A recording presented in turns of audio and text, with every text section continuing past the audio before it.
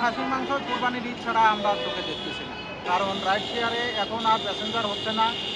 আবার দ্বিতীয়ত হচ্ছে তেলের দাম বাড়ার ফলে আমাদের যে আগে ইনকামটা হতো এখন আর সেটা হচ্ছে না।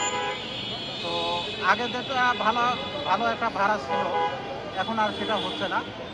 তো প্যাসেঞ্জাররাও এখন পূর্বের ভাড়াটা নিয়েই ব্যতিব্যস্ত। আমাদেরকে অতিরিক্ত ভাড়া যেটা আসার কথা সেটা দেওয়া হয় না। অন্যান্য বহির্বিশ্বে তেলের দাম আরও কয়েক ধাপে কমছে, বাট বাংলাদেশে এখনও আমাদের তেলের দাম পূর্বের ন্যায়ই আছে।